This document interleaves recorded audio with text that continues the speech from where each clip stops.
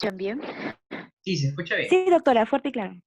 Perfecto. Entonces, muchas gracias por la invitación. Eh, yo estoy muy contenta por estos minutos, compartir con estos minutos sobre un poco la experiencia que tenemos en IMARPE relacionado con el tema de la investigación de basura marina en general, pero específicamente con los avances que hemos tenido en los estudios sobre composición y presencia de microplásticos en la costa peruana. Estoy tratando de compartir mi pantalla, pero me dice que el anfitrión inhabilitó la función Oh, de compartir las unos momentos. pantallas. Sí. Sí, ahorita, por favor, Gabriel, si en un segundo. A ver. Ahora se puede compartir. Doctora Purga, ya se activó la opción, me parece. Ahora sí, ahora sí. Perfecto.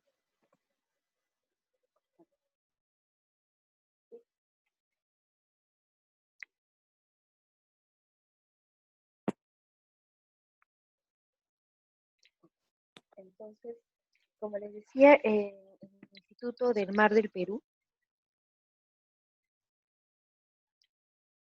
le puse en pantalla total, pero no sé si ustedes lo están viendo en pantalla total. Sí, sí se ve. Se ve todo perfecto. Ya, excelente. Entonces, como les decía, el Instituto del Mar del Perú, desde el año 2014 ha iniciado un trabajo de investigación en todo lo relacionado con basura marina. Y lo que ahora voy a hablar un poco en unos minutos es básicamente los avances que tenemos con las investigaciones relacionadas por microplásticos. Y además, sobre todo, vamos a hablar de el proyecto, ¿no? Que desafortunadamente este año no lo hemos iniciado por el tema del COVID, pero que el próximo año esperamos iniciar sobre evaluación de la basura marina a lo largo de la costa peruana y la bahía de Puno. Como les decía, los microplásticos son partículas menores a 5 milímetros. A la derecha pueden observar la carátula de este libro de Crawford y Quinn, donde hace un compendio de todo lo que químicamente significa los microplásticos, y me pareció muy importante porque, bueno, ellos básicamente ponen, ¿no? La forma de un pez, ¿no? Pero con partículas de plástico comiéndose, ¿no? Prácticamente todo el ecosistema, porque realmente es así, ¿no? Estas partículas menores a 5 milímetros, desafortunadamente, son los vehículos prácticamente de muchos otros contaminantes. Tal vez los plásticos pueden ser inertes, ¿no? Los polímeros en sí, estos polímeros que no son naturales, pero definitivamente son vehículos o transporte de bacterias, virus u otros contaminantes que pueden estar en el mar.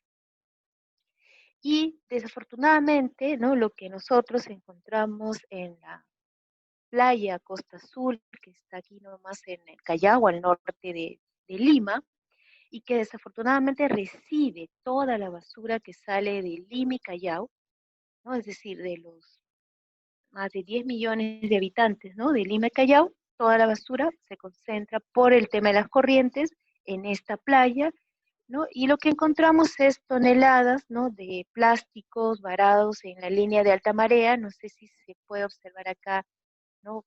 No sé si la figura ayuda, pero acá hay una línea como más producto, ¿no? De lo húmedo, ¿no? Hasta donde ha podido avanzar el mar, que es donde le decimos la línea de alta marea, ¿no? Y ahí justamente se van acumulando, ¿no? Estos plásticos grandes, que básicamente pues vienen de actividades tanto del puerto, ¿no? Como recreacionales y desechos urbanos, ¿no? De Lima y Callao, del río Chillón también y del río Rima, ¿no? En un porcentaje. Esta foto es del 2016, ¿no? Y lo que a nosotros nos interesaba no solamente era estas partículas grandes, sino las pequeñas, menores a 5 milímetros, porque estas de alguna manera pueden ser ingeridas por especies marinas y sobre todo las que están en micras, ¿no? Por microorganismos marinos, que son justamente la base de las pesquerías en Perú. ¿Cómo y qué encontramos, ¿no? ¿Qué tipos de plásticos encontramos en los ambientes marinos? Andrade, el 2011, hizo una revisión muy exhaustiva de las clases de plásticos más comunes que se pueden encontrar en ambientes marinos, ¿no? Y aquí en la tabla, ¿no? Fácilmente se puede observar, ¿no? Que el mayor porcentaje básicamente está compuesto, ¿no? Por polipropileno, 24%, y, ¿no? Están las redes, están las tapas de botella y están todo lo que es cabos, ¿no?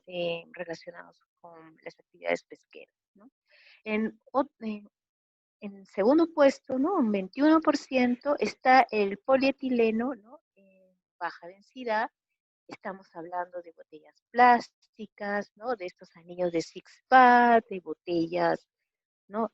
Y etcétera. Bueno, son básicamente utensilios, ¿no? De que se pueden encontrar básicamente relacionados con actividades costeras y de la población, básicamente, ¿no?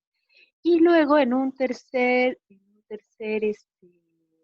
lugar encontramos todo lo que es PVC, básicamente un 19%, y de nuevo, ¿no? Tapas, botellas y film, ¿no? Estos plásticos delgaditos, ¿no? Que básicamente nosotros usamos para envolver a todo, ¿no? Hasta cuando uno va al supermercado y encuentra absolutamente todo envuelto, ¿no? Vegetales sobre todo envueltos en estos film. Ahora el pan, por ejemplo, ¿no? No solo en film, sino en plásticos además por este tema de la pandemia y etcétera. Entonces es de uso común, ¿no? Y yo creo que lo más interesante, yo le pongo admitir, perdón, a Gabriela para que salga o ustedes no lo ven, no sé. No, yo le pongo, no se preocupe por eso. Ay, ay, ay. Listo. Gracias. Entonces, sí. Entonces el tema de estos plásticos, bueno, ya sabemos, son lo más común, es lo que usa la población, en un pequeño porcentaje, pero no deja de ser, un 20%, tal vez plásticos provenientes de las actividades eh, de pesca o portuarias y de acuicultura, definitivamente. Pero el problema justamente es de que estos plásticos, dependiendo del tipo de polímero con el que está compuesto y otros aditivos, por los procesos de biodegradación, de fotodegradación, degradación termal o hidrólisis, se particula, se rompe. Y ahí es donde viene el problema, ¿no? Porque, como les digo, alcanzan 5 milímetros, ya se clasifican como microplástico, y menos pueden ser a micras y nanómetros inclusive, y desafortunadamente no desaparecen, ¿no? Y pueden ser ingeridos o se pueden acumular en el sedimento marino.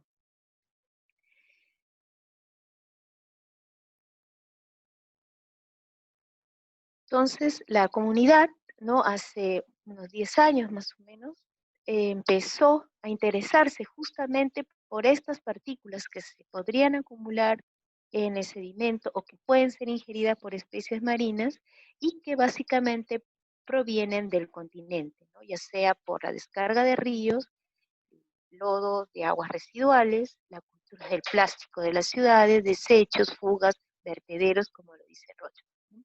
Inclusive han calculado que hay trabajos muy recientes que indican que esta masa de plástico podría alcanzar hasta 250 millones de toneladas al 2025. Y claro, eso puso en alerta obviamente a la comunidad científica y a muchos países, ¿no? Que han logrado de alguna manera implantar leyes, ¿no? Sobre todo en los países del Asia, para intentar disminuir el uso sobre todo de de los plásticos de las bolsas de un solo uso, ¿no? Que justamente en Perú también se logró implantar. Entonces, como veníamos diciendo, ok, la comunidad ya estaba en alerta, Pero eso no es todo, ¿no? Rochman en el 2018, en una publicación de Science, habla de que, bueno, hay un porcentaje que está entrando muy importante, ¿no? De estos plásticos, de esta basura mal manejada de plástico que está ingresando al ambiente. Ella lo calcula más o menos en 31.9 millones de toneladas por año. Y el problema es de que, bueno, como les digo, ¿no? Un monto importante entre 4.8 y 12.7 estaría alcanzando el océano abierto. Entonces ella dice, bueno, mientras las tendencias de la investigación, ¿no?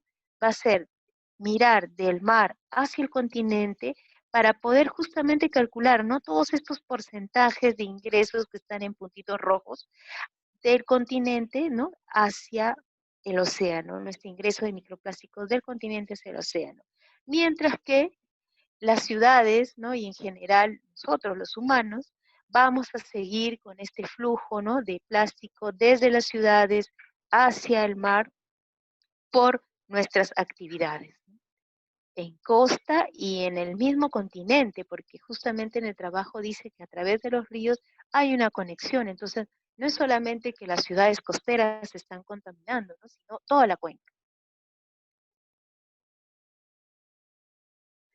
Y como les decía, ¿no? El tema es de que, bueno, una vez que ingresa al mar, se acumula en el sedimento, en esta figura también de Rochman del 2018, ¿no? Ella calcula que el 94% en este momento ya del total de plástico que ha ingresado al mar está acumulado.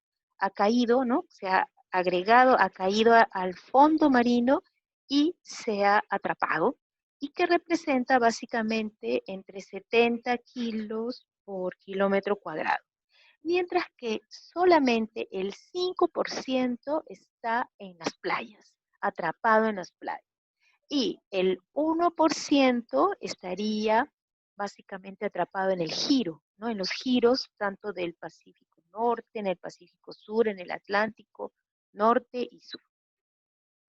Entonces, como ven, bueno, acá también obviamente, ¿no? Se repite este tema de todo lo que entra, ¿no? Al mar, que son 12.2 millones de toneladas por año, pero bueno, cabe resaltar que las actividades marítimas, portuarias, de pesca y acuicultura, solo representaría un 20% de este total, ¿no? El mayor porcentaje, o sea, el 80% proviene, el origen de estas partículas de microplástico provienen del continente. Si hacemos un zoom a la capa de sedimentos, es un poco más crítica la cosa, porque nosotros estaríamos ya encontrando en grandes cantidades, no estamos hablando de 0.95 millones de toneladas por año acumulado, por ejemplo, de todos estos residuos, ¿no? Que se pueden desprender de los neumáticos, ¿no? De las llantas, y que muchos de nosotros lo debemos de haber visto, ¿no? Pegados en la pista, ¿no? Que está con color negro, que son prácticamente como pigmentos, ¿no? Ella dice que lo que tenemos en el sedimento, hasta 270.000 toneladas, ¿no? 270.000 toneladas podría estar compuesto solamente por estos residuos, ¿no? De las llantas, del desgaste de las llantas. Mientras que 230 de pigmentos primarios, ¿no? Que están acumulados en pinturas o en cosméticos u otros elementos de aseo, inclusive que se usa normalmente en algunos países. Otro porcentaje podría estar asociado, perdón, no porcentaje, sino 190.000 toneladas podría estar acumulado producto del desecho de la ropa, ¿no? Que sintética, ¿no? Básicamente fibras, ¿no? Ya podría estar acumulado en el sedimento. Y 130.000, ¿no? toneladas podrías representar solamente lo que es pigmentos, ¿no? Pigmentos de pinturas, de estas pinturas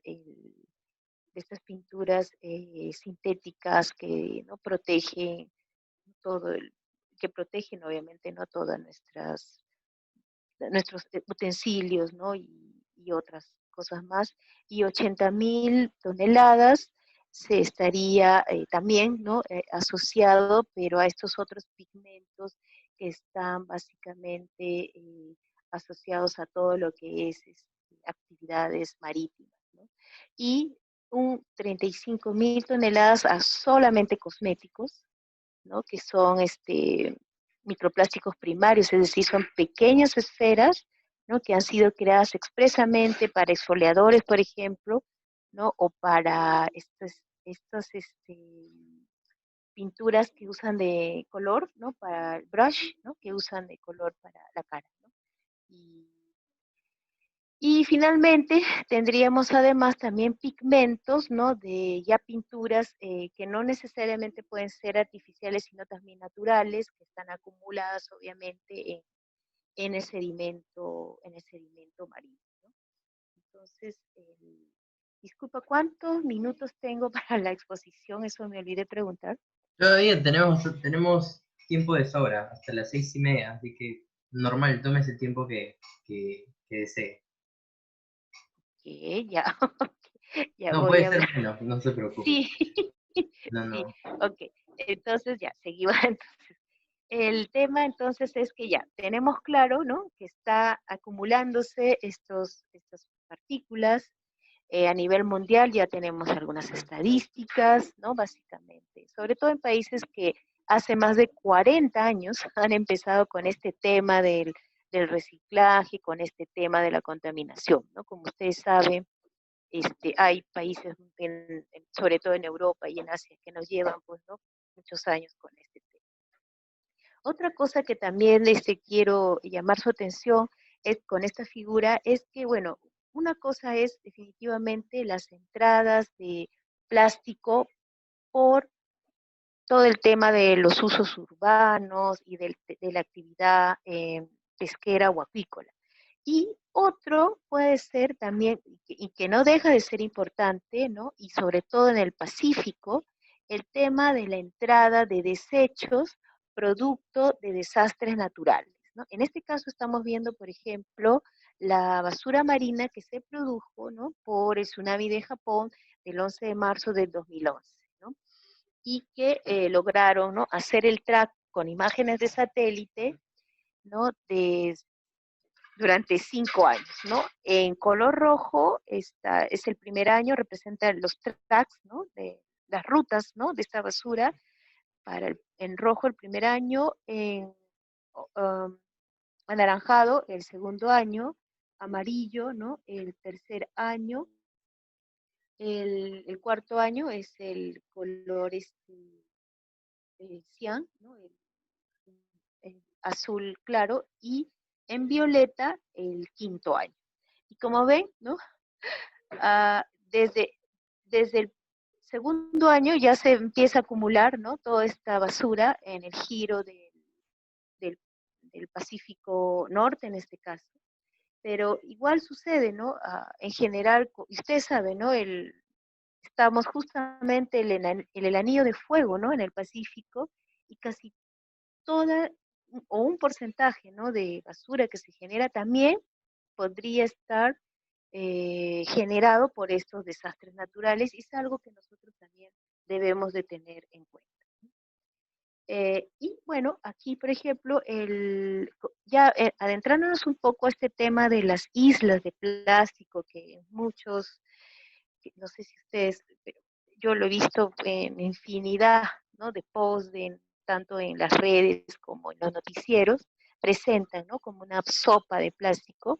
Básicamente está conformada esta sopa por tanto partículas macroplásticos, pero también por microplásticos. En este trabajo de Le Breton del 2018, él hace un modelo justamente para determinar cuántas piezas realmente están flotando en esta masa, porque tiene que entenderse, ¿no? Que esta masa no es tanto así como la sopa que presentan, ¿no? En las redes o en los noticieros, sino que es básicamente una masa que es muy dinámica, porque está asociada al giro justamente, y que se, y que de alguna manera va cambiando de forma, puede aumentar, puede disminuir, ¿no? Y justamente por eso se han calculado modelos, ¿no? Sobre todo de la trayectoria de las partículas, para poder determinar el core, el corazón de esta masa, que está aquí señalado con la línea negra.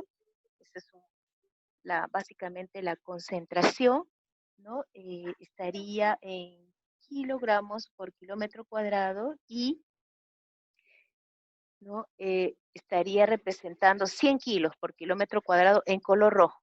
Es decir, el core puede estar en línea negra, pero la mayor acumulación, ¿no? El mayor tiempo posible que puede estar acumulado, estaría solo con 100 kilos por kilómetro cuadrado, y como ven está en color rojo, ¿no? Que son algunas parches, ¿no? En esta masa. Pero en general la masa, como ven, ¿no? Puede estar diluida, ¿no? En un gran área en el giro del Pacífico Norte.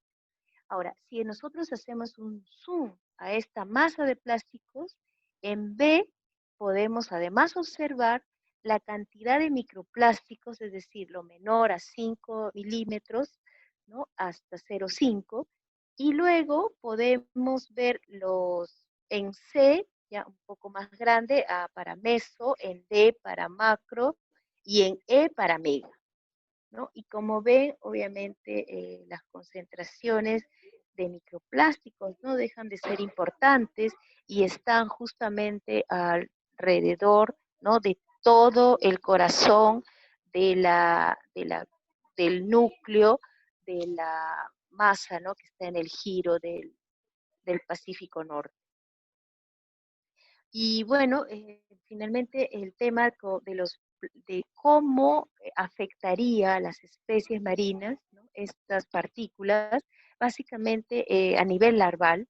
Estamos hablando de micras, por ejemplo, aquí de un estudio de Matt Cole y otro del 2013, donde ellos marcan, ¿no? Con fluorescencia partículas de plástico que ellos conocen, en cantidades que ellos conocen, y en laboratorio, ¿no?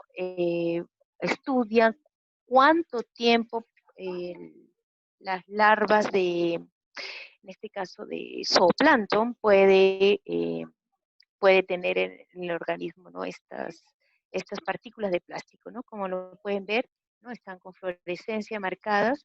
En algunos casos los botan, en otros casos los acumulan. Y justamente, ¿no? El trabajo se enfocó en eso, ¿no? Cuántas partículas pueden acumular y en cuánto tiempo puede estar en su organismo y si realmente pueden botarlo, ¿no? Porque hasta el momento no ha habido evidencia de que estas partículas de microplástico a nivel de micras y a nivel de nanómetros inclusive pueda realmente pasar el músculo, ¿no? De estas especies, de las que tienen músculo, hablando de peces, ¿no? Pero en el caso de las larvas y el zooplancton, básicamente muchas de estas son ingeridas y definitivamente pueden ser, pueden ser expulsadas, ¿no? En un tiempo determinado y no necesariamente las acumulan, ¿no? Entonces, igual sigue el interrogante, siguen las investigaciones, porque estos son trabajos en laboratorio, ¿no? Son importantes y, como les digo, ¿no? A nivel de nanómetros, que todavía no se ha podido estandarizar las metodologías, sí podría haber algunos impactos. Y justamente Rochman y otros el 2015, ¿no? Dice, bueno, sí, definitivamente no hay evidencia de que partículas grandes a nivel de micras pasen al músculo, pero, pero sí a nivel de nanómetros, sí a nivel de átomos. Y justamente ella muestra algunos trabajos, ella recopila algunos trabajos y en laboratorio ella demuestra que sí podría haber algún impacto en las especies, ¿no? Entonces el paper es muy interesante, es de ecología básicamente, ¿no? Donde muestra que desde los ensembles hasta partículas subatómicas podría haber efectos de estas partículas de plástico como vehículos, ¿no? De transporte, como les decía, de otros contaminantes. En el Perú, entonces, ¿qué tenemos? ¿No? Los primeros reportes de contaminación que potencialmente podría convertirse en basura marina, fue publicado en 2007 por la Comisión Permanente del Pacífico Sur, donde ellos dicen que más de 1,5 millones de toneladas ya podría estar anualmente podría estar ingresando al mar. En verdad ellos no se quedan cortos porque el año 2015, con información del 2010, Yambek y otros justamente ponen que Perú podría estar entre 1 millón de medio millón a 1,5 millones de toneladas, ¿no? Con otros países del Pacífico Sur, definitivamente. Entonces nosotros lo que en IMARPE el 2016, ¿no? hicimos y publicamos el 2017 fue básicamente concentrarnos en estas partículas menores a 5 milímetros acumuladas en 4 playas de la costa de Perú, de Sique, que está en la bahía de Samanco, que es una zona de balneario del norte de Chimbote, básicamente, la Albufara de Medio Mundo, que es una zona cerrada, la playa Costa Azul, que es la que mostré en las fotos al inicio, que desafortunadamente acumula la basura del Imi Callao, y el Chaco, que es una playa que está dentro de la reserva de Paracas, para poder compararlas y para poder contar básicamente cuántos plásticos podrían estar acumulándose en la línea de alta marea. Entonces se describió la presencia de estos fragmentos y además pudimos analizar estas partículas en el laboratorio, en el Instituto de Oceanografía y Tecnología de Corea del Sur, en el KIOS. Y esto nos ayudó muchísimo, ¿no? Para poder determinar que justamente, ¿no? la playa Costa Azul es la que presentó el mayor número de partículas y que además es una playa que está asociada a toda esta zona de mayor productividad de la costa peruana, podría significar una alerta, ¿no?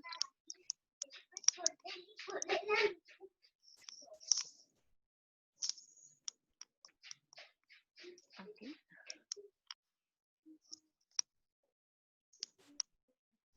Sí, ay, disculpen, estoy tratando de pasar la diapositiva, pero no pasa. A ver. Ya. Entonces lo que hicimos fue tamizar básicamente la arena porque hay diferentes técnicas, ¿no? de análisis tanto de sedimento como de agua de mar. Lo que nosotros hicimos fue tamizar la arena, separar las partículas, reducir el volumen con agua de mar y luego filtrar, ¿no? y hacer un conteo visual para las partículas que entre 5 milímetros y 2 milímetros. ¿no? Y luego, como les digo, de las partículas que encontramos, los analizamos en un espectrómetro infrarrojo, ¿no? en el laboratorio de Corea del Sur. Y bueno, es el protocolo KIOS, ¿no? que elegimos una playa, como les decía, de más de 100 metros, estas 4 playas, se dividieron en transectos, ¿no? y en cuadrantes de de medio metro por lado, como ven acá, con unos tubos, ¿no? de PVC que nos mandaron del laboratorio de KIOS de Corea, y se hizo el tamizado de la arena contenida en los primeros 2 centímetros en los primeros 2 centímetros del cuadrante. ¿no?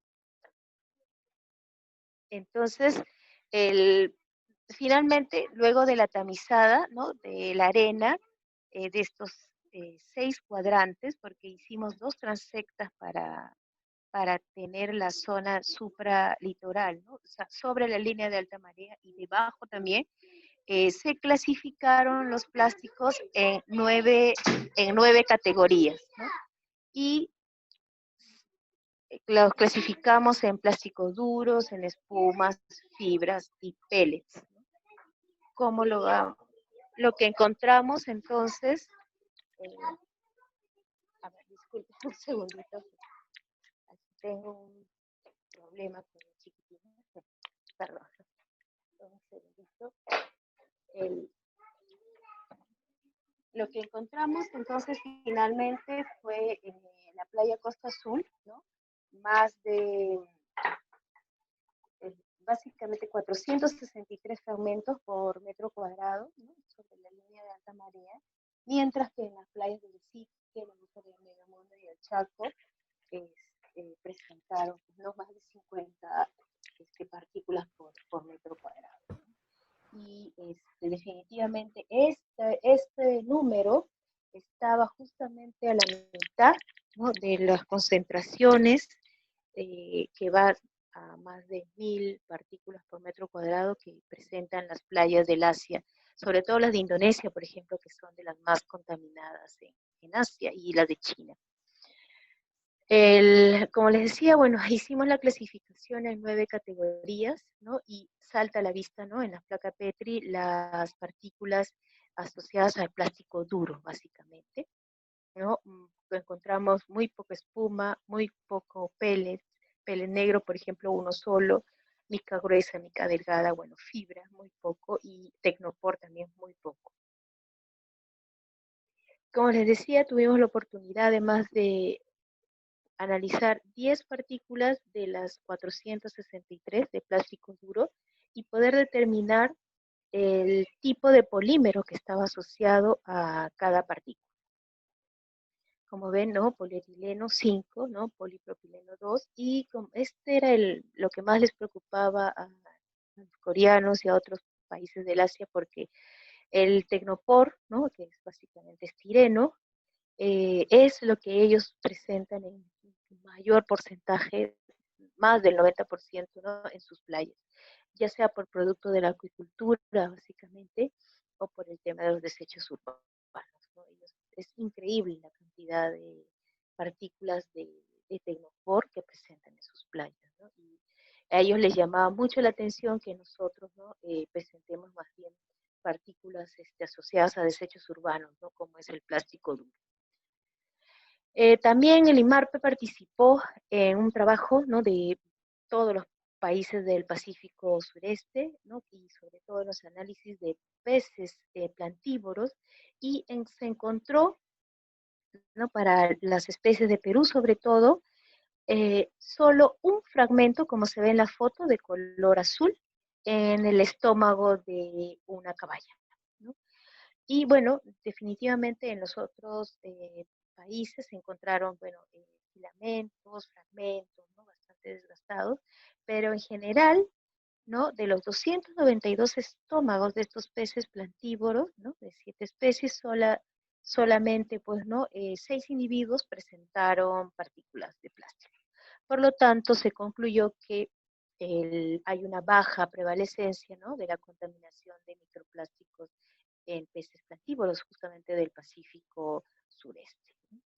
Entonces, bueno, para nosotros era una buena noticia, como le digo, porque además esta especie, ¿no? Que sobre todo la Sarda japonicus, que era y en Graulis ringes, obviamente, que para nosotros es importante, y para la pesquería, ¿no? De nosotros es importante, no se encontró, esta es la nuestra, ¿no? La Sarda japonicus.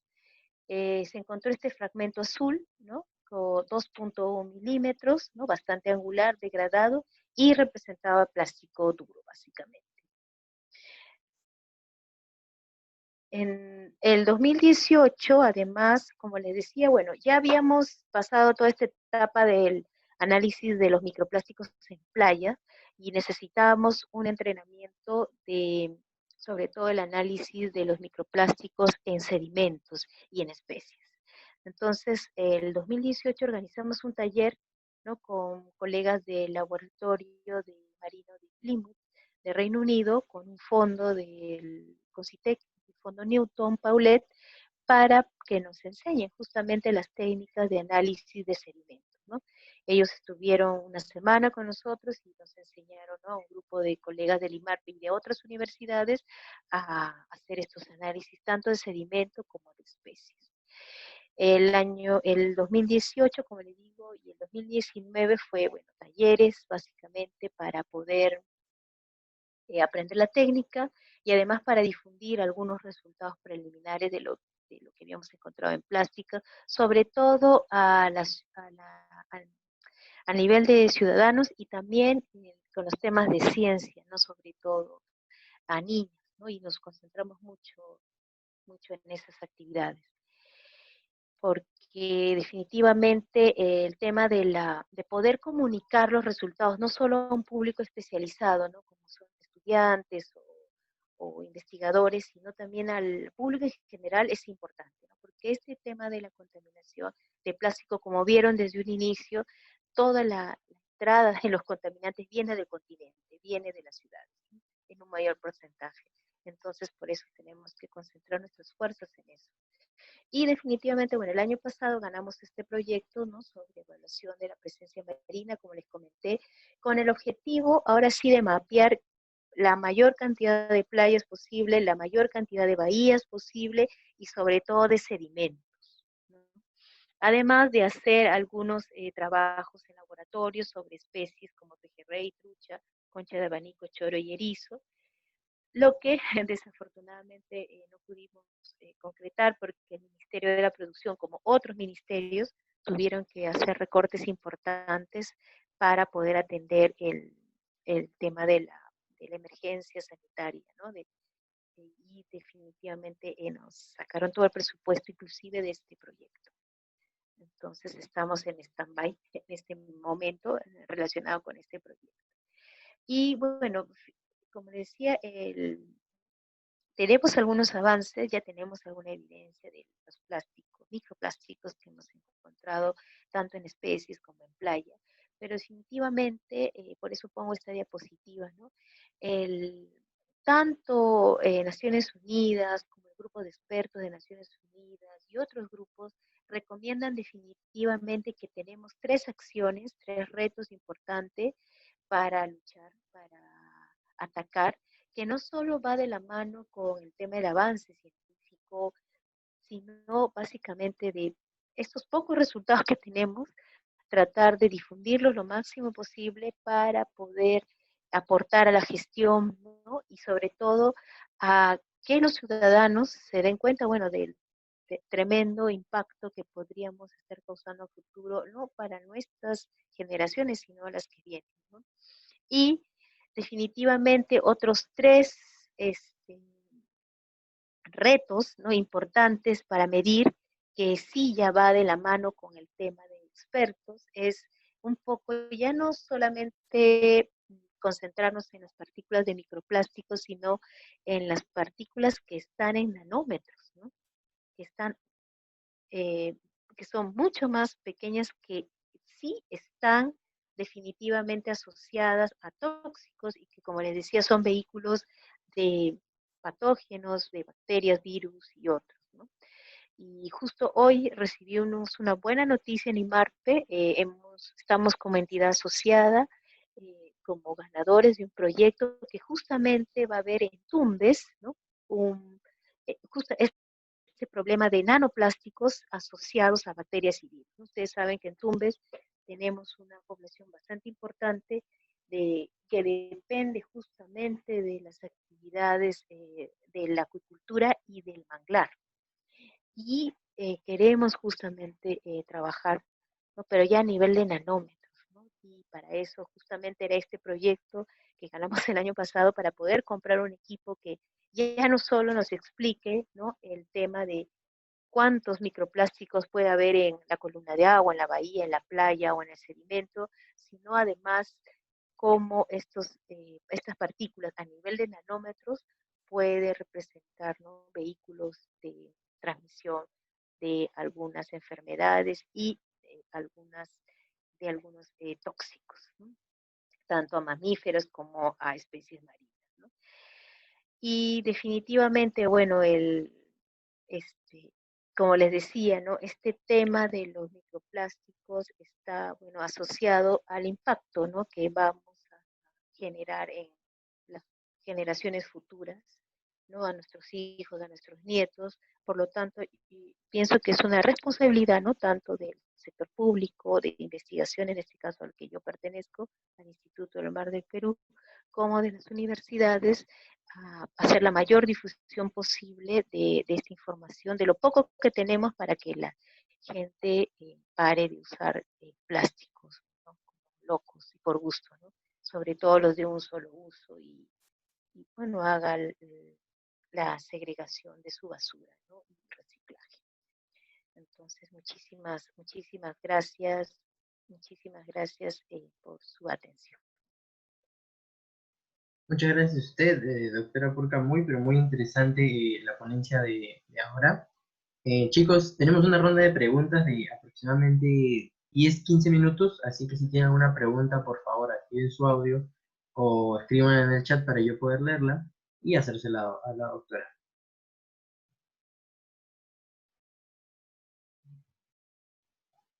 Sí, ¿qué tal? Buenas tardes, doctora.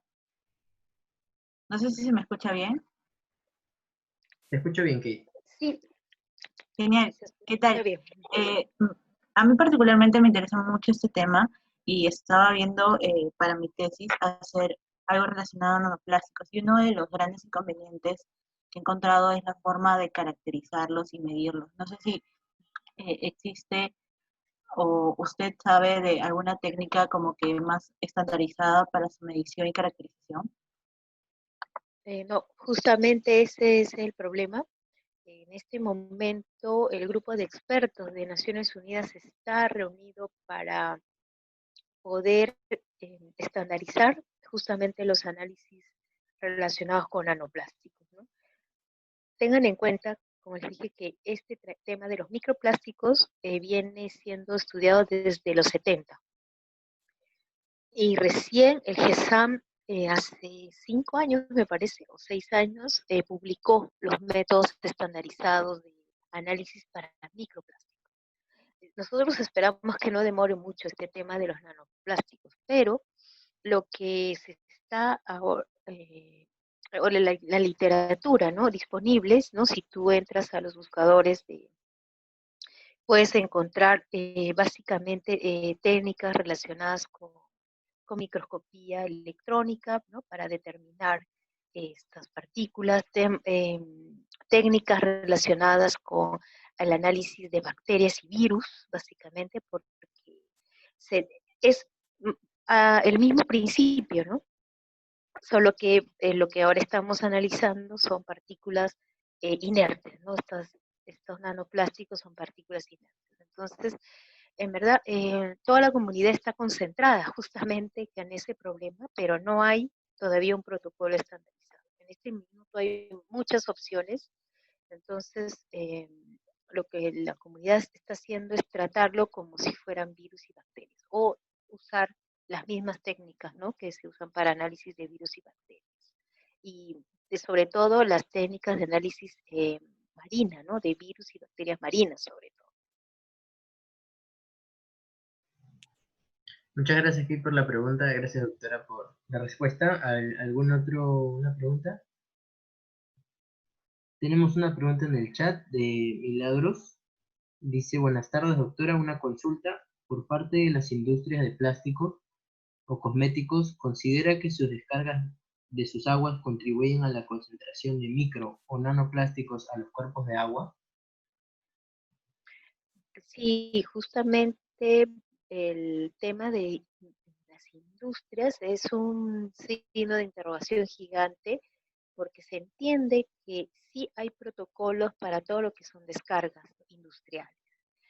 Ahora, sabiendo, conociendo cómo es nuestra idiosincrasia, ¿no? En Perú, es muy complicado hacer este seguimiento, ¿no? Y justamente ese es un gran interrogante, porque mientras que en otros países hay medidas pues muy drásticas, ¿no? Con relación a las descargas industriales, en algunos países como el Perú, por ejemplo, estas medidas pueden estar en la ley, en el reglamento, pero son letra muerta, ¿no? En la práctica hay cantidad de descargas clandestinas o empresas que definitivamente no contratan, ¿no? A estas EPS y mal o bien, pero no hacen su trabajo. Entonces es muy complicado decir que no hay responsabilidad, sí hay responsabilidad definitivamente, y justamente lo que queremos con este proyecto auspiciado por el Ministerio de la Producción determinar es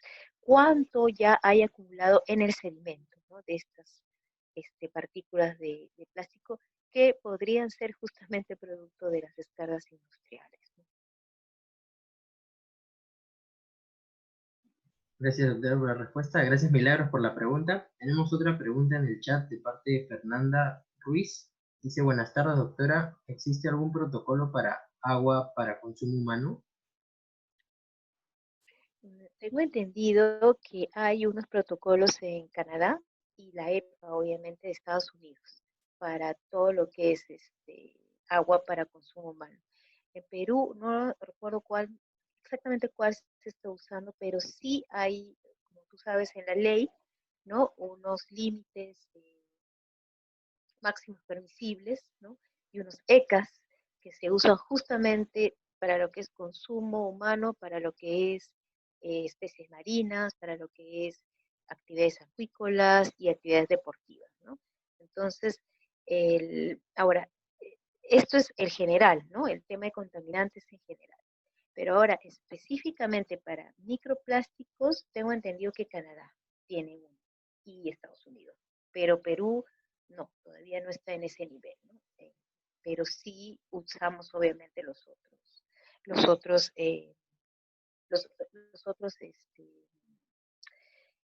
temas para otros contaminantes, ¿no? Básicamente. Ujú.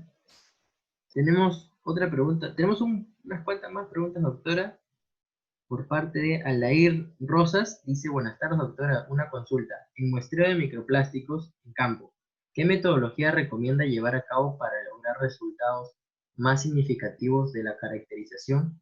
Muchas gracias por la ponencia.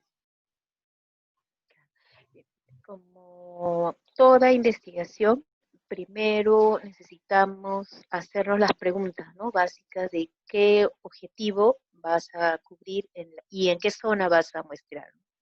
Y dependiendo de eso, tú puedes elegir la metodología más idónea, ¿no? Por ejemplo, este tema del Quíos, o la metodología que nosotros usamos en estas playas de arena del Quíos, es porque estamos interesados en todo lo que es contaminantes de ciudad y de pesca. Entonces vamos a playas que están al norte de estas ciudades, de estos centros poblados, ¿no? O zonas pesqueras importantes, ¿no? Yo no sé si se recuerdan en el mapa que mostré, justamente estas 4 playas estaban dentro de un parche azul. No sé si se recuerdan en el mapa. ¿Por qué? Porque nosotros queríamos justamente determinar en playa qué playas podrían estar más contaminadas, ¿no? Y que estén asociadas a la zona del núcleo de pesca. Obviamente nosotros no teníamos datos de la pesca, ¿no? Ni datos del agua, pero sí de la playa. Y además también hicimos, ¿no? El trabajo de muestrear en una playa que está al norte de un centro poblado que tiene además más del 50% de la población de Perú, ¿no? Lima y Callao. Entonces, justamente va a depender de tu objetivo para decir, ok, yo entonces voy a usar la metodología de playa porque quiero ver lo del poblado, ¿no? O voy a utilizar la metodología de sedimento porque quiero ver lo que viene de los efluentes, lo atrapado, etc. Va a depender mucho del objetivo, como te digo, que quieren cubrir con la investigación para usar la mejor metodología. Hay, por ejemplo, algunas metodologías para el tema de análisis de choros o erizos, que son ya, o algas, por ejemplo, ¿no? Que son especies bioacumuladoras, ¿no? Entonces, el objetivo va a ser, ¿no? Determinar los microplásticos acumulados en especies que bioacumulan naturalmente. Entonces, tú eliges, ¿no? La metodología para ese fin. Y así sucesivamente. Entonces, va a depender primero de la pregunta y del objetivo, ¿no? De la investigación para buscar, ¿no? La metodología más adecuada, ¿no? Eso lo recomiendo. Gracias, doctora, por esa respuesta. Tenemos una pregunta de Damarish. La quiero hacer a través del micro. ¿Puedes hacerlo, Damarish? Ok, muchas gracias, Gabriel. Muy buenas tardes, doctora. Primero, muchas gracias por la ponencia. Estoy segura que, al igual que a mí, a todos nos ha encantado y ha estado genial. Doctora, bueno, yo tengo en realidad dos preguntas rapiditas, están relacionadas, de hecho. Primero comentarle que soy parte de un grupo de investigación justo de este tema de microplásticos y ha nacido en base a la preocupación de la existencia de estos en el agua potable. Incluso ya sabemos que ingerimos microplásticos diariamente y esto ha acrecentado nuestra duda de saber si nosotros tenemos una cantidad importante en el agua potable. Es por eso que estábamos averiguando métodos para poder obtener la caracterización de estos microplásticos. Por ejemplo, uno de ellos era conseguirlos de los sedimentos. Sin embargo, quería preguntarle qué tan representativo cree que sea usted conseguirlo de los sedimentos, porque a mi entendimiento, al tener estas bajas densidades, para que puedan acumularse en estos sedimentos, estaríamos hablando de un periodo muy largo de tiempo, muy probablemente años. Entonces, si nosotros encontramos una concentración muy alta en esos sedimentos y además también de los tipos de plástico que serían los más comunes, no sería tan provechoso porque la relación entre años y cantidad sería obvia, o sea, bueno, porque por mucho tiempo hay una gran concentración. ¿No sería mejor Claro, que analizar sedimentos, analizarlo directamente del fluido, o sea, tomarlos directamente del agua con los microplásticos? Y mi otra pregunta era, respecto a la caracterización de estos microplásticos, ¿se tiene un método en específico para saber cuáles son los más comunes y los componentes principales? Porque podríamos conocer las cantidades, efectivamente, pero no sé si existe el método para saber cuáles son los tipos.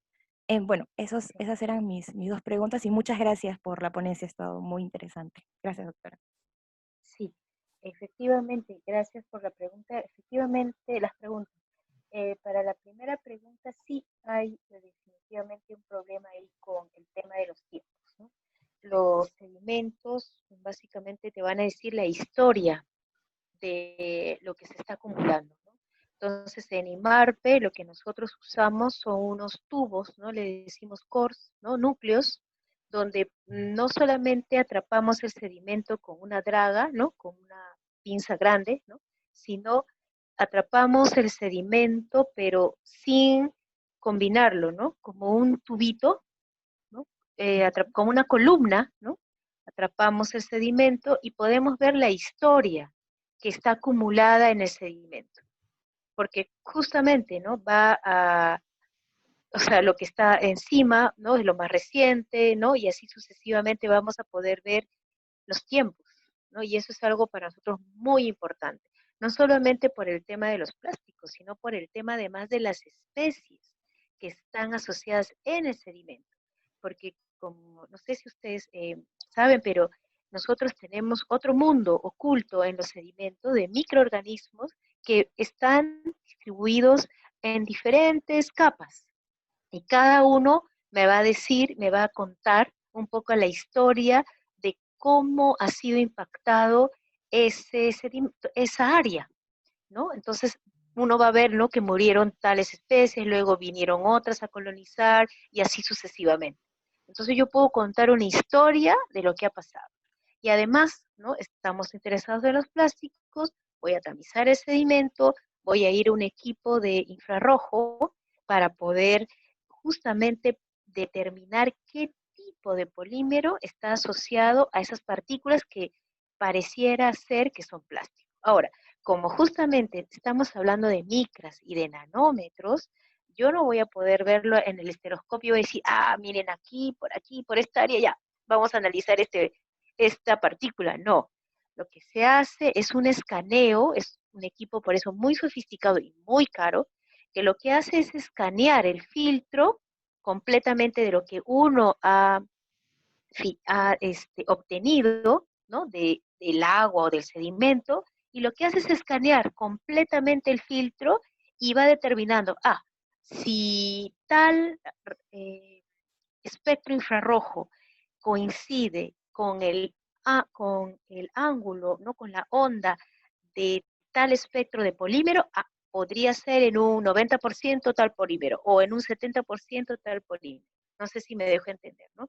El tema es de que automáticamente lo que hace es escanear todo el filtro y te va a dar áreas o probables o identificar partículas probables que podrían en más de un 90%, 70%, acercarse a un tipo de polímero en especial. No sé si vieron en la tabla que les mostré, había uno que decía otros, indeterminado, porque justamente hay partículas que tienen tal cantidad de carga de mezcla de polímeros que no está determinado dentro de la batería de tipos de polímeros del espectro infrarrojo, ¿no? Entonces te lo va a poner en otros, ¿no? Entonces, bueno, el tema es ese, ¿no? De que sí, la metodología hay, es espectrometría infrarroja, ¿no? Y básicamente el ATR, que es para nanopartículas, para micropartículas, dependiendo de los modelos, de las marcas, puede llegar hasta 10 micras, y hay otras marcas, obviamente, que van en nanómetros, que son las más caras, ¿no? Que son muy difíciles de conseguir acá en Perú, y muy caros, ¿no? Y el tema del agua, como yo lo veo, es que sí, ¿no? Yo creo que es analizar los dos, ¿no? Tanto el agua en planta, o sea, la salida de la planta, del agua potable, ¿no? En un tramo tal vez antes de llegar, ¿no? Al lugar donde va a copiarse, no sé si cilindros estos grandes, ¿no? De agua, concentradores de agua, y luego en las casas, ¿no? Ya saliendo de nuestros domicilios, es decir, en diferentes etapas. Y si quieren ver algo en el sedimento de lo que se ha acumulado, pero es otra técnica, ¿no? De análisis, se podría hacer. Pero definitivamente del agua, sí. Hay, justamente esta señora Chelsea Rochman, el 2018 nos mostró que inclusive el agua potable de Ottawa, que se supone es una ciudad que cumple los más altos estándares, ¿no? De filtrado y etcétera, porque se supone que el agua que sale del caño, ¿no? En esta ciudad es bebible, tenía plástico. Y ellos hicieron así, ¿no? Un trabajo no solamente en cada hogar, en algunos hogares, ¿no? O sea, directamente de la llave, sino también en planta y etcétera. Y bueno, hay un cuestionamiento muy grande, ¿no? O sea, ¿hasta dónde queremos ver? ¿No? Porque, como tú bien dices, nosotros ya estamos acumulando plástico. Se dice que inclusive a lo largo de nuestra vida podemos acumular hasta un pedazo como de pizza, más o menos, en nuestro estómago. Pero no se asusten, porque en verdad nosotros acumulamos muchísimas cosas más. No tenemos muchísimos otros tóxicos y partículas más, ¿no? Y el problema es que estas partículas, si están asociadas a algún tóxico o algún metal, o no sé, algún elemento que nos puede realmente hacer daño, nos va a hacer daño. Pero si no, son inertes, son inertes. Entonces, por ejemplo, en uno de los slides les mostré, ¿no? Lo que ya más o menos se había hecho, ¿no? En estos últimos, hasta el 2018, que se acumulan los sedimentos, que ya están en los organismos, ¿no? En laboratorio, ¿no? Con estos pigmentos. La FAO, el 2000, y eso está online, ¿eh? Si ustedes buscan informe en español y en inglés está, es los microplásticos en las pesquerías y acuicultura. Lo que ellos han hecho, por ejemplo, es a un grupo de personas de diferentes edades, hacerlos ingerir choros, ¿no? Con partículas de plástico y con otros contaminantes. Es un grupo específico, ¿no? Que voluntarios que ha hecho eso. Y justamente ahí demostraron, ¿no? Que es tan pequeña la cantidad que realmente nosotros, comiendo esos choros con plástico, podemos acumular, que no se compara con las otras toxinas que acumulamos en el organismo, ¿no? Por los otros alimentos que ya naturalmente nosotros ingerimos. Entonces, ellos ponen ahí pues un poco en duda de que este tema, ok, exactamente va a afectar o no al humano.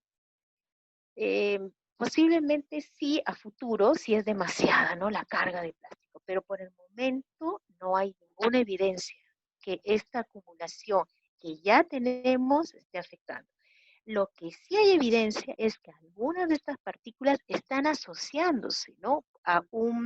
Son vehículos portadores de bacterias y virus. Y por ejemplo, En Estados Unidos justamente por eso prohibieron estos vasos de Tecnopor, ¿no? Para servir el café caliente, ¿no? Ahí demostraron que en no sé cuántos años hicieron las pruebas de que un grupo de personas había desarrollado cáncer por estar tomando no todos los días su café en estos vasos de Tecnopor.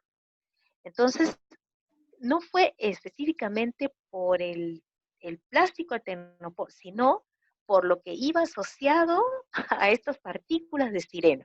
No sé si me dejo entender, ¿no? Entonces, yo creo que, y obviamente, si es un plástico que se particula tan fácilmente como el estireno y va a ser vehículo portador de algún tóxico contaminante y sobre todo va a producirnos algún tipo de cáncer, definitivamente por eso demostraron que era contaminante, que era vehículo portador y lo sacaron del mercado, pero de Estados Unidos y lo mandaron obviamente a nuestros países, ¿no? Con los menores precios posibles. Pero si ustedes van, por ejemplo, a un Grifo Primax, ellos sí tienen que cumplir la norma americana y ellos no te sirven en vasos de Tecnopor el café, por ejemplo, ¿no? Entonces, son, como les digo, el tema ahora va, yo creo, en contarle a la gente, no alarmar a la gente, sino decirle, mira, acá hay una realidad, así como nosotros hemos impactado tanto el sistema hasta que nos ha acorralado con esto del virus, ¿no? Del COVID, igual a futuro vamos a vernos acorralados por nuestras propias acciones y seguimos contaminando ahora con los plásticos. Ese es un poco, yo creo, el mensaje. Yo creo que esta pandemia justamente es muy útil para nosotros para poder mostrar a la gente, bueno, cómo estas partículas invisibles como virus, bacterias pueden afectar. Porque si estas están asociadas a partículas pequeñas de plástico, entonces obviamente pues no nos vamos a afectar. Yo creo que por ahí va un poco el mensaje. Gracias, doctora. Teníamos las dos últimas preguntas. Otra compañera tenía una, pero la acaba de responder, así que dijo que ya no. De parte de Eduardo, dice, buenas tardes, doctora. Si bien es cierto que se ha implementado la ley de plástico de un solo uso para los consumidores, ¿se ha tomado acciones sobre el diseño de sus productos en las empresas aquí en Perú? Y si no hay, ¿qué intenciones existe por parte de las autoridades? Sí, bueno, hasta donde yo sé hay un reglamento que está asociado a esta ley, hay un instituto de la calidad que está justamente, que se ha creado específicamente para poder ayudar a estas empresas a poder buscar productos alternativos, pero bueno, la intención obviamente es de poder llegar a segregar, o sea, hacer que en el origen, es decir, en cada hogar, ¿no? De cada ciudadano peruano, se desagregue la basura, solo se bote el orgánico en bolsas especiales o se entierre o etcétera. Pero lo que queremos es obviamente llegar a cada ciudadano para que tome conciencia de esto. La ley está ahorita, hay un reglamento, pero como ustedes saben, ¿no? Va a pasar mucho tiempo para que se implemente. Las empresas han pedido un periodo de gracia, me parece, de unos años para poder sacar del mercado sus bolsas, pero como ustedes han visto, con este tema de la pandemia han aprovechado y ahora todo, absolutamente todo está con bolsas, ¿no? Y pequeñas, de un solo uso, todo, absolutamente, ¿no? Entonces, como les digo, la norma está, la ley está, el reglamento está, pero el instituto, ¿no? En papel está todo, pero el problema ahora es cómo lo vamos a implementar y bueno, eso yo creo, como les digo, depende no solamente del gobierno, de la gestión, sino también de la academia, ¿no? De los investigadores, pero sobre todo de la gente que tiene esta información de primera mano y no con el ánimo de alarmar, ¿no? De decir, ya, mi sal o mi ceviche, no sé, ¿no? Todo va a estar con plástico, no, sino con el tema de, mira, nuestros hábitos tienen que cambiar, nosotros vamos a afectarnos definitivamente con esto si seguimos, ¿no? En este camino de usar, desechar ¿no? Y sin reciclar, sin desagregar. Gracias, doctora. Tenemos la última pregunta por parte de nuestro compañero Pedro Fuentes. ¿Le quiere decir por audio? Sí, muy buenas tardes, doctor. El año pasado salió un artículo científico de la USGS, el Servicio Geológico de Estados Unidos, que decía que habían sido encontradas muestras de microplásticos en lluvia de las montañas rocosas. Y el artículo decía que estos microplásticos habían viajado aproximadamente unos 100 kilómetros desde el mar hasta las montañas. O sea, los microplásticos eran tan finitos, no sé si eso ya sean nanoplásticos, pero decía que eran tan pequeños que las corrientes de aire, de evaporación, podían llevarlos y se transportaban por medio de la lluvia. Ahora, mi pregunta es, ¿hay posibilidades de que eso llegue a pasar en Perú? De que, o sea, las lluvias también transporten microplásticos. Y si es que ya se pasar, ¿de qué forma podría monitorearse eso? O sea, tal vez examinando el agua de la lluvia. ¿Qué no podría hacer usted? Qué interesante. Si no he leído estos artículos del el transporte de, por lluvia, ¿no? Pero sí, definitivamente, como les decía no sé si vieron, o bueno, no me explayé mucho, ¿no? Pero en el gráfico de Rochman, cuando están los puntitos rojos, ¿no? De las partículas de plásticos que van del continente hacia el mar, sí, hay partículas de plástico que se han encontrado en el aire, definitivamente. Eso sí. Y obviamente no podrían estar por alguna corriente siendo transportados desde el mar hacia el continente, ¿no? Por algún jet, alguna ráfaga, sí, definitivamente sí podría ser.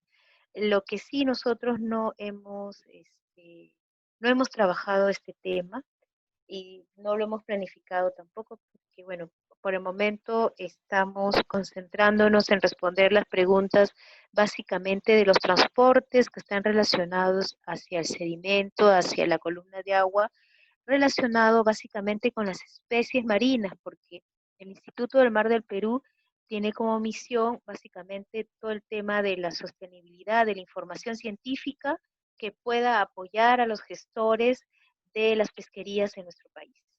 Entonces, lo que nosotros ahorita estamos interesados es en saber si podrían estas partículas de micro o nanoplásticos afectar alguna especie de importancia comercial, sobre todo de la pesca artesanal, por ejemplo, ¿no? De la pesca industrial, porque ustedes saben, esa es la pregunta del millón, ¿no? Voy a encontrar, o sea, voy a enfermarme, voy a morirme, si como plástico en mi ceviche o en mi concha negra o en mi cangrejo, etcétera. Esa es un poco la pregunta, ¿no? Entonces, nosotros ahorita estamos enfocados, o por lo menos estos 5 años, yo creo, vamos a estar enfocados en esa pregunta y a futuro